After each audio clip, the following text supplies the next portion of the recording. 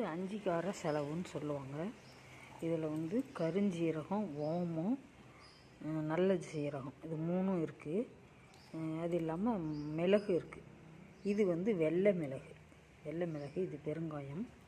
இது வந்து திப்பிலி, இதற்கு இப்படி தான் இருக்கும். திப்பிலின்னு சொல்லுவாங்க, வால் மிளகுன்னு சொல்லுவாங்க. இது வந்து சதகுப்பைன்னு சொல்லுவாங்க. இது அதிமதுரம், சுக்கு, இது எல்லாம் போட்டு அஞ்சிகார செலவுன்னு சொல்லி குழந்த பிறந்தா அந்த காலத்தெல்லாம் ரசம் வச்சு கொடுப்பாங்க. உடம்பு வலிக்கு நல்லது அப்படின்னு. அதே போல் காய்ச்சலும் அதிகமாக இருந்து விட்டு வந்துட்டுருக்கிறவங்களுக்கு இருமலுக்கு வச்சு கொடுப்பாங்க. இதில் என்ன சில பொருள்லாம் வரலை. ஒரு தலை கொடுத்துருக்குறாங்க.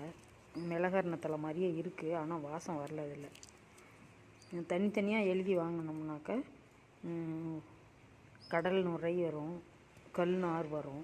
அதெல்லாம் இதில் இல்லை. அடுத்தர எல்லாம் வாங்கிட்டு வந்து உங்களுக்கு வீடியோவில் போடுறேன். இதை அரைச்சி நம்ம இப்போ ரசம் வைக்கலாம்.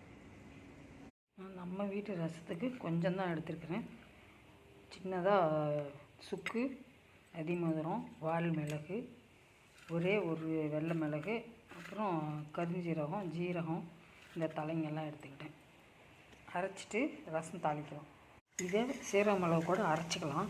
இந்த 2 பூண்டை தட்டி தாளிச்சிக்கலாம்.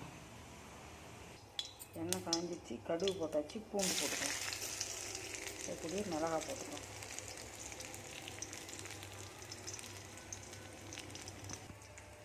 செலவு அரைச்சிட்டிங்க, இதிலே கலந்து தாளிச்சிடலாம்.